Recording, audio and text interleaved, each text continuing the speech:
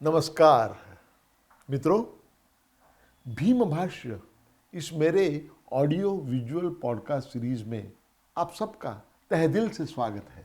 भीम भाष्य इस दृक्श्राव्य श्रृंखला में महामानव डॉक्टर बाबा साहेब अम्बेडकर जी की जो बहुआयामी प्रतिभा थी उसके 25 पहलू, 25 आविष्कार मैं आपके सामने पेश करने जा रहा हूं। इस दृक्श्राव्य श्रृंखला में करीबन 20 मिनट का एक ऐसे कुल मिला के 54 एपिसोड्स शामिल है और इस माध्यम से डॉक्टर अंबेडकर जी के विचार, उनका कार्य, उनकी फलसफी और सबसे महत्वपूर्ण बात यह है कि उन्होंने देश के लिए जो सपना देखा था वो सपना मैं आपके सामने पेश करने जा रहा हूं। तो चलिए आगे बढ़ते हैं। मित्रों, भीम भाष्य के इस 54वें और अंतिम चरण में मैं डॉक्टर अंबेडकर जी का राष्ट्रीय नेता के रूप में जो उनका महान योगदान है उसके बारे में बात करने जा रहा हूं। डॉक्टर बाबा साहेब अम्बेडकर ये राष्ट्रीय नेता थे। वो केवल दलितों के नेता नहीं थे, वे केवल शोषितों पीड़ितों के नेता भी नहीं थे, वो राष्ट्रीय नेता थे। जैसे महात्मा गांधी, जवाहरलाल नेहरू, सुभाष चंद्र बोस, सरदार पटेल, इनके साथ बैठने वाले, इसी श्रेणी में बैठने वाले वो पूरी तरह से 100% राष्ट्रीय नेता थे। इस विषय के बारे में मैं बात करने जा रहा हूं। हमने देखा है पिछले 53 एपिसोड्स में, चरण में हम लोगों ने देखा है कि डॉक्टर बाबा साहेब अम्बेडकर ये एक बहुआयामी प्रतिभावंत थे और उनके प्रतिभा के 25 पहलू हमने उसका अवलोकन किया है, उसके बारे में मैंने बात की है। डॉक्टर बाबा साहेब अम्बेडकर केवल बहुआयामी प्रतिभावंत नहीं थे, वे युग प्रवर्तक महामानव थे। डॉक्टर अंबेडकर जी ने 1920 के दशक में भारत के सामाजिक राजनीतिक क्षितिज पर उनका पदार्पण हुआ और उसके बाद पूरे 4 दशक 6 दिसंबर 1956 जिस दिन उनका महापरिनिर्वाण हो गया, उस दिन तक डॉक्टर अंबेडकर जी ने अतुलनीय राष्ट्रीय योगदान दिया है। भारत में ब्रिटिश सरकार का जो अंतिम कालखंड था 1924 से लेकर 1947 तक, इस कालखंड में हमारे देश में जो भी सामाजिक, आर्थिक, सांस्कृतिक और राजनीतिक परिवर्तन हो गया, उस परिवर्तन को लाने में अग्रणी रहे डॉक्टर बाबा साहेब अम्बेडकर। 1947 को हमारा देश आज़ाद हो गया।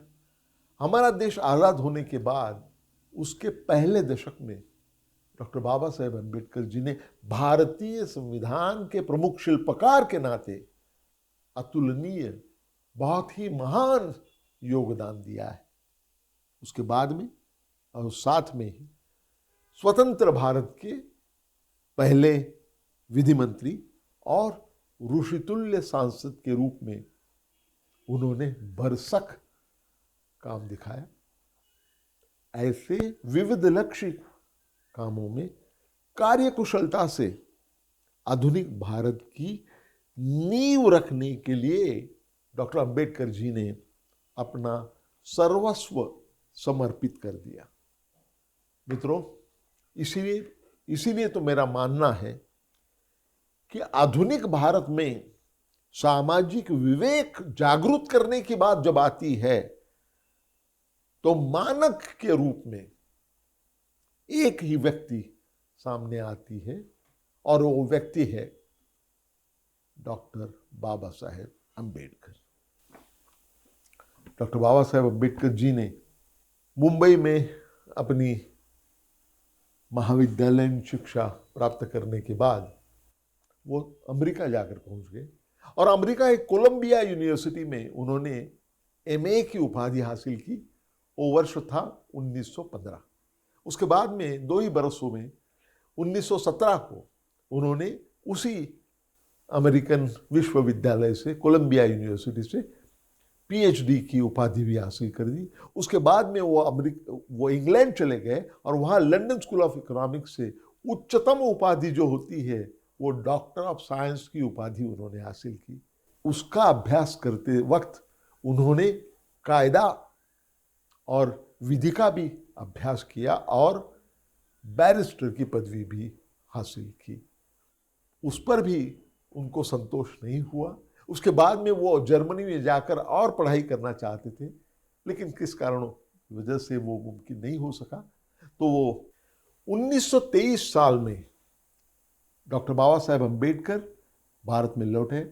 सारी उपाधियाँ, बड़ी बड़ी उपाधियाँ, विश्व के सर्वोत्तम विश्वविद्यालयों से सर्वोच्च उपाधियाँ लेकर वो भारत में आ गए। तब उनकी आर्थिक सांपत्तिक स्थिति बहुत ही खराब थी। उसके बावजूद भी 1924 को उन्होंने सार्वजनिक जीवन में प्रवेश किया और 1927 को उन्होंने अपना पहला जन आंदोलन चलाया, जो कि रत्नागिरी के पास में जो महाड़ है महाराष्ट्र में, वहाँ पर जो तालाब था वो तालाब से पानी लेने के प्रश्न को उठाकर उन्होंने बड़ा सत्याग्रह किया। हालांकि सरकार ने ये प्रस्ताव पारित कर दिया था कि पानी के लिए सब जगह जो है वो सब लोगों के लिए खुली है, फिर भी उस पर अमल नहीं किया गया था।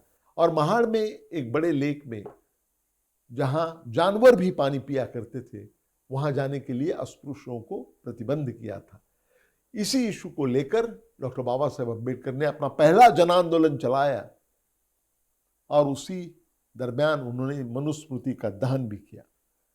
उसके बाद में 1930 में उन्होंने नासिक में कालाराम मंदिर जो है, वो कालाराम मंदिर में अस्पृश्यों के प्रवेश के लिए बड़ा आंदोलन चलाया। वो आंदोलन बहुत आगे बढ़ गया। दोनों आंदोलन, ये तो समता का संघर्ष था। इसी दरमियान 1926 को, दिसंबर 1926 को उनको मुंबई इलाके के जो विधान परिषद थी उस पर सरकार नियुक्त सदस्य के रूप में उन्हें लिया गया और वहाँ उन्होंने विधान परिषद में बहुत अच्छा काम दिखाया विधायक के रूप में। और उनका आंदोलन जैसे बढ़ने लगा वैसे अनुयायियों की संख्या बढ़ती गई। और फिर आया 1931 को राउंड टेबल कॉन्फ्रेंस, गोल मेज सम्मेलन, जो कि लंदन में हो गया था। तो संवैधानिक सुधार के लिए ब्रिटिश सरकार ने भारत के सारे नेताओं को वहाँ बुलाया, लंदन में बुलाया, और 3 राउंड टेबल कॉन्फ्रेंसेस हो गई। और उसमें विशेष रूप से डॉक्टर अंबेडकर जी को भी निमंत्रित किया गया था। पहले कॉन्फ्रेंस में उन्होंने इतना अच्छा भाष्य किया, उनकी पहचान सर्वदूर पहचान हो गई। उसके बाद में पहला जो राउंड टेबल कॉन्फ्रेंस था उस पर कांग्रेस पार्टी ने और महात्मा गांधी जी ने उस पर बहिष्कार किया था। आगे चलकर जब दूसरे राउंड टेबल कॉन्फ्रेंस का समय आया तब तक उन्होंने अपना बहिष्कार पीछे लिया था और उसमें महात्मा गांधी भी शरीक हो गए। महात्मा गांधी और डॉक्टर बाबा साहेब अम्बेडकर, ये दोनों के बीच में बहुत कड़वी अनबन हो गई और वहाँ ये दोनों का आमने सामने से संघर्ष हो गया। और उसका इशू था स्वतंत्र मतदार संघ होना चाहिए दलितों के लिए या तो संयुक्त मतदार संघ होना चाहिए। इस बात को लेकर बहुत विवाद हो गया। तब सब प्रतिनिधियों ने यह तय कर लिया कि इसका अंतिम निर्णय ब्रिटिश सरकार पर सौंपा जाएगा और सारे लोगों ने उसके ऊपर दस्तखत की थी, डॉक्टर अंबेडकर जी छोड़ के। 6 महीने बाद जब उसका निर्णय आया तो ब्रिटिश सरकार ने अपना जो वर्डिक्ट दिया था, जो उन्होंने ऐलान किया, वो पूरी तरह से डॉक्टर अंबेडकर जी के पक्ष में था, उन्होंने स्वतंत्र मतदार संघ का पुरस्कार स्वीकार कर लिया। इसकी प्रतिक्रिया ये हो गई कि महात्मा गांधी तब येरवड़ा जेल में थे पुणे के, उन्होंने तुरंत आमरण उपोषण की घोषणा की। फिर बहुत चर्चा हो गई और पूरे देश में डॉक्टर अंबेडकर जी को ट्रेटर कहा गया, देशद्रोही कहा गया। भारत के महात्मा की जान इनके हाथ में है। महात्मा जी का कहना था कि ब्रिटिश सरकार के पास से जो मांग की थी डॉक्टर अंबेडकर जी ने, वो मांग को ही पीछे लिया जाए, ताकि स्वतंत्र मतदार संघ नहीं होंगे और संयुक्त मतदार संघ होंगे। तो बहुत चर्चा के बाद में पूरे देश में खलबली मची थी। बहुत सारी चर्चा के बाद में आखिर डॉक्टर अंबेडकर जी ने अपना कहना पीछे लिया, महात्मा जी का कहना मान लिया और दोनों में पूरा पैक्ट हो गया 1932 में। उसके बाद में डॉक्टर अंबेडकर जी का सार्वजनिक काम तो चलते रहा, लेकिन 10 बरस होने के बाद में 1924 को उन्होंने सामाजिक जीवन में पदार्पण किया था। 35 तक 10-11 बरस उन्होंने हिंदू धर्म के चौखट में रहते हुए ही हिंदू धर्म में सुधार लाने की कोशिश की। लेकिन 10 वर्ष के बावजूद, प्रयास के बावजूद, जब उन्हें एहसास हो गया कि हिंदू समाज अपरिवर्तनीय है, तो उन्होंने फैसला किया और 1935 को उन्होंने घोषणा की कि मैं हिंदू अस्पृश्य के रूप में मेरा जन्म हुआ है, लेकिन मैं हिंदू होते हुए नहीं मरने वाला हूं। इसका मतलब है उन्होंने धर्मांतर करने का, किसी और धर्म में जाने का अपना इरादा स्पष्ट किया। उससे भी देश में बहुत सारी खलबली मची। उसके बाद में उनका फिर से महात्मा गांधी जी के साथ में संघर्ष हुआ। 1936 में उनको बुलावा आ गया था कि लाहौर के जात पात तोड़क मंडल ने उन्हें न्योता दिया था वहां जाके भाषण करने का, उनकी वार्षिक सम्मेलन में। तो उसके लिए उन्होंने अपना भाषण लिखा जाति निर्मूलन के विषय पर। जब वो भाषण उन्होंने, आयोजकों ने कहा कि आप हमारे पास भेज दीजिए, उन्होंने भेज दिया। वो देख के वो तो हैरान रह गए, क्योंकि ये भाषण जो लिखा गया था डॉक्टर बाबा साहेब अम्बेडकर जी ने, उसमें उन्होंने कहा था कि अगर अस्पृश्यता का निवारण करना है इस देश में, अगर जाति निर्मूलन करना है इस देश में, तो तुम्हें जो धर्म ग्रंथ है उसको सुरंग लगाना होगा। अभी ये बात किसी को पल्ले नहीं पड़ रही थी, हजम नहीं हो रही थी। तो उन्होंने कहा कि डॉक्टर साहब आपका स्पीच तो बहुत अच्छा है, लेकिन आप उसमें ये बदलाव लाइए, ये बदलिए, वो बदलिए, ये डिलीट करिए, वो डिलीट करिए। डॉक्टर अंबेडकर जी ने उन्हें कहा कि मैं कुछ भी नहीं बदलूंगा, एक शब्द भी उसमें मैं बदल नहीं सकता हूं। वो कॉन्फ्रेंस कैंसिल हो गई और डॉक्टर बाबा साहेब अम्बेडकर जी ने वही भाषण जो डिलीवर नहीं किया गया था, वो भाषण किताब के रूप में छाप दिया। उसका शीर्षक था एनाहिलेशन ऑफ कास्ट, जाति निर्मूलन। उसे लेकर भी ये दोनों में, महात्मा गांधी और डॉक्टर अंबेडकर, इनमें बहुत विवाद हो गया, क्योंकि महात्मा गांधी जी ने इसकी कड़ी आलोचना की इस किताब की, और उन्होंने कहा कि उन्होंने तो जाति व्यवस्था का, वर्णाश्रम व्यवस्था का समर्थन किया। उन्होंने कहा ये तो सीधी बात है कि ये सामाजिक स्थिति के लिए इसकी आवश्यकता होती है, ये तो श्रम विभाजन है।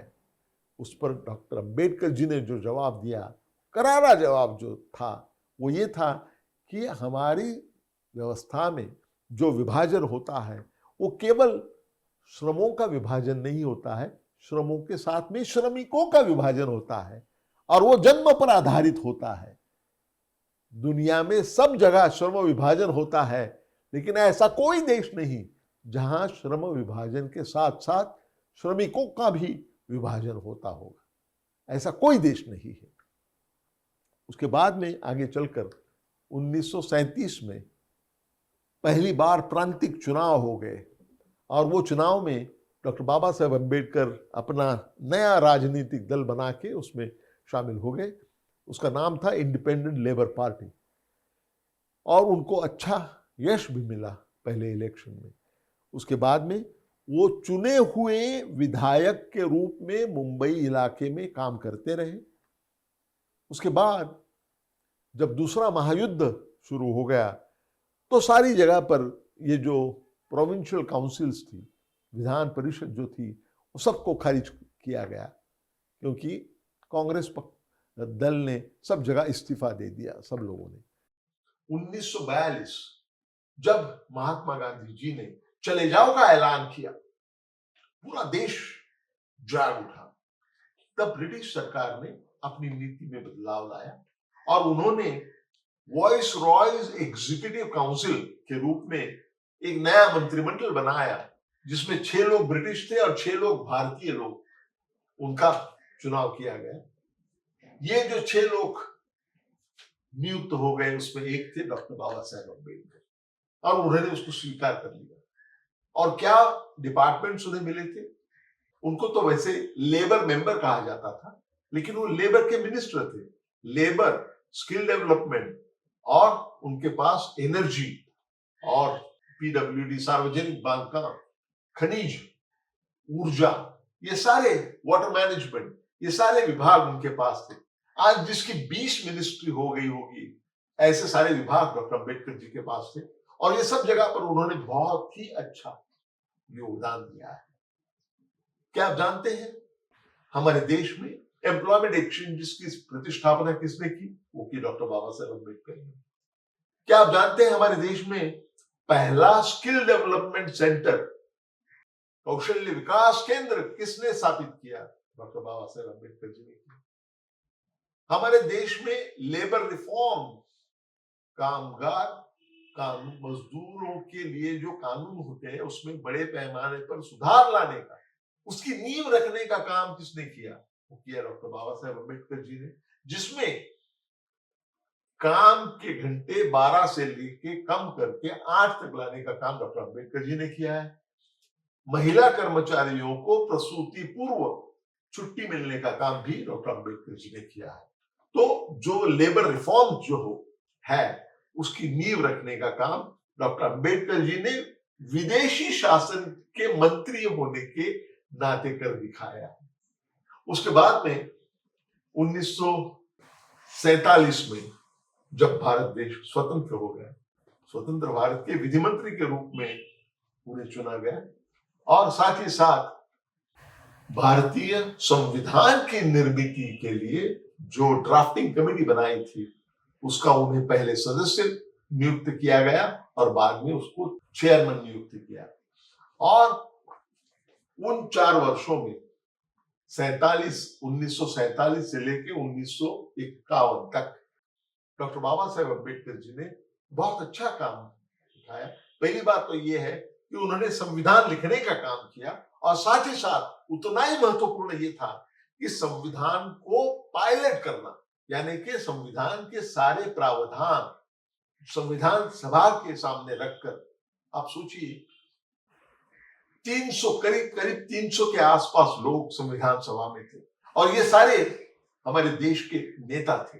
इंटेलेक्चुअल क्रीम जिसे कहा जा सकता है, वो ये थे। और ये सब लोगों को भारत का भविष्य निश्चित करना था। तो उसके लिए जो बहस हो रही थी, वो चर्चा में हर एक प्रावधान के दोनों पहलू पर, दोनों तरफ से बात करके उस पर सारे सदस्यों की सम्मति, कंसेंसस करना, ये अशक्य प्राय बात थी, नामुमकिन बात थी। वो मुमकिन करके दिखाई डॉक्टर बाबा साहेब अम्बेडकर जी ने, और इसीलिए तो उन्हें भारतीय संविधान का प्रधान शिल्पकार कहा जाता है। साथ ही साथ उन्होंने विधि मंत्री होने के नाते हिंदू कोड बिल पर बहुत काम किया, 4 वर्ष तक काम किया उन्होंने। और हिंदू कोड बिल ये बहुत बड़ा सामाजिक सुधार का विधेयक था, जिसमें स्त्री पुरुष समानता, जैसे कि पुरखों से चली आई स्टेट में लड़के और लड़कियां, इनको बराबरी का हिस्सा मिलना चाहिए, इससे लेकर तो अंतरजातीय विवाह का, ऐसी बहुत सारे प्रावधान उसमें थे। हिंदू कोड बिल, ये तो जिसकी चर्चा आज हो रही है, वो जो यूनिफॉर्म सिविल कोड है उसकी पहली पहल थी, उसके पहला ये था, ये करके आगे चलकर हिंदू कोड बिल बन सकता था। लेकिन जब डॉक्टर अंबेडकर जी ने काम शुरू किया, तब भारत के तत्कालीन प्रधानमंत्री श्री जवाहरलाल नेहरू जी ने कहा था कि ये बहुत ही महत्वपूर्ण विधेयक है, चाहे मेरी सरकार रहे या गिर जाए, हम इसको पूरी तरह से इसको सपोर्ट करेंगे। लेकिन जैसे ही बात आगे बढ़ती गई, वैसे ही सारे जो परंपरावादी है वो सारे दलों से इकट्ठा हो गए और उनका नेतृत्व कर रहे थे साक्षात राष्ट्रपति डॉक्टर राजेंद्र प्रसाद। और उन्होंने कहा कि ये जो बदलाव लाए जा रहे हैं, ये बदलाव भारतीय संस्कृति को पोषक नहीं है और इससे भारतीय संस्कृति का नाश हो जाएगा। जो कुटुंब संस्था हमारे यहाँ चलते आई है, बरसों से, सदियों से चलते आ रही है, उसका पूरा नाश हो जाएगा। तो सारे लोगों ने मिलकर ये बिल पारित नहीं हो सका। और सबसे बुरी बात यह है कि पंडित नेहरू जी, जो इस बिल को सपोर्ट करने की जिन्होंने हामी भरी थी, वे भी पीछे हट गए। तो बहुत नाराज होकर डॉक्टर बाबा साहेब अम्बेडकर जी ने 1951 में अपने कैबिनेट मंत्री के पद का इस्तीफा दे दिया। अब देखिए, जब भी हमारे देश में स्त्री पुरुष समता का विषय आता है, तो उसके लिए जिन्होंने काम किया है, ऐसे बहुत मान्यता प्राप्त व्यक्ति है, सबका नाम लिया जाता है, कभी भी डॉक्टर अंबेडकर जी का नाम नहीं लिया जा सकता। मुझे बताइए, हमारे देश में ऐसा कोई भी कैबिनेट मिनिस्टर हुआ है, सेंटर में, केंद्र सरकार में या किसी भी राज्य में, जिसने स्त्री पुरुष समता के लिए अपने मंत्री पद का त्याग कर दिया? एक भी उदाहरण आपको नहीं मिलने वाला। वो काम किया डॉक्टर बाबा साहेब अम्बेडकर जी ने, लेकिन उसका श्रेय उनको कभी भी नहीं मिला। यहां तक कि जो महिलाओं की संगठन है, उन्होंने भी वो श्रेय कभी उनको देने की तकलीफ नहीं की है। यह हमारा उनके प्रति रवैया रहा है। ये 1951 की बात है। उसके बाद में 1952 में हमारे देश में इलेक्शंस हो गए, पहले जनरल इलेक्शंस हो गए।